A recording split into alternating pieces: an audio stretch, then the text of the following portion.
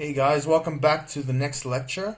Here we'll be going through some of the different elements on the screen. So if you click something by accident on the screen, you know exactly what it is and how to fix it. So we've already covered the menu ribbon, okay, and the shortcut ribbon. So all this, or the quick access toolbar, and this one, the menu tabs, we've already covered that. So we're not going to go through that.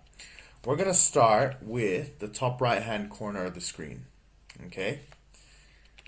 Now, this first button is the minimize button. What this does is it sends your entire file, okay? If I can highlight this whole thing, okay, down to here. Now, this is really great. If you have multiple windows open or multiple programs, you can just hide it at the bottom and open it up again when you're ready. So if I press that button now, it's going to send it down here. So I'm just going to highlight it. There it is there. And you can tell it's there because it has a bit of a shading and some coloring on it. So to open it up again, you just want to click on the Excel icon here, and that'll open it up again. So that's the first one. The next one here, which is the restore button, right? What this does is it makes your window smaller. So if I click that, it's made it smaller. Now this is really useful when you have multiple windows open or multiple programs and you kind of want to, let's say you're writing something from a document or from Internet Explorer or Firefox or some internet browser and you're typing it into Excel. It's good so that you don't have to switch from program to program. You can have both things open at the same time. Okay, so that's one of its uses. Now, if you want to make it big again, what you want to do is click that button, which is now the maximize button, so that you get full screen. So let's click that now. There we go. And that's how you make it smaller and then you make it bigger. Now, this next one with this big red X, there's a reason it's red and it's a reason it's an X. What this does is it closes Excel. Okay, now if you've made changes to your document, if it's been saved, now you can tell if your document's been saved by this top part here. If it says book 1 or book 2 or book 3, most likely you haven't saved it yet.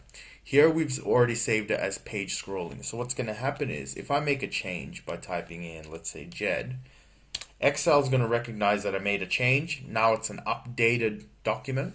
So if I close this, it's going to ask me if I want to save it. Okay, if I want to save the changes. So you got three options. You can save it, right? You can not save it, or you can just cancel the operation. So we're going to cancel it for now. Okay, so it's a great little function in case you pressed it. Excel checks with you and doesn't delete your document because you accidentally pressed it. Okay, now this next button, well, this next set of buttons, this first one we've already covered. It is the maximize and minimize for the menu tab, right? This part here. Okay. So if I click that, it's going to close it. If I click it again, it's going to open it. Pretty simple. This next button is the help button. Okay. This is a inbuilt option for Microsoft Excel.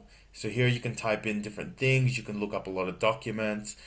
If you have anything in particular you want to learn about, function reference, forms, controls, conditional, anything, a whole bunch of stuff. So feel free to type in there. The next one is very similar to the one to the top.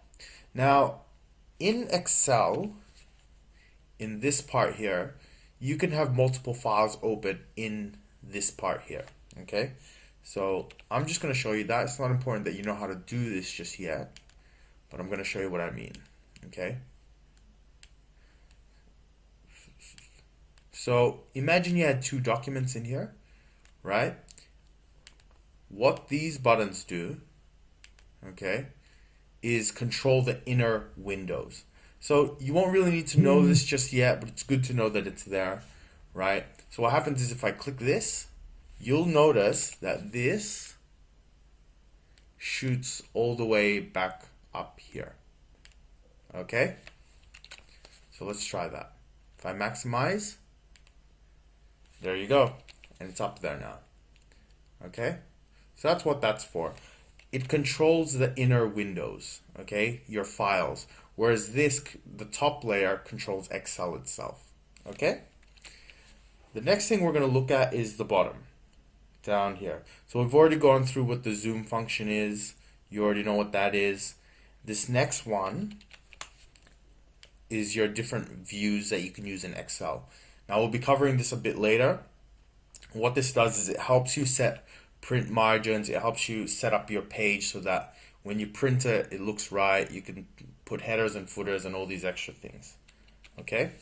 This bottom part here, this is where all your sheets are. Right now, we've already said in the past, sheets are like pages in a textbook. So your file is the textbook and all these sheets are the individual pages in your textbook. Okay? This next button here at the bottom, it's not going to concern you at all at this stage because that's macros. And macros is pretty much coding. That's like programming language and so on. That's way outside the scope of what we're learning here. Okay? And that's pretty much it, guys. The top parts you already know. The bottoms up here you already know. So I'm not going to go through that again.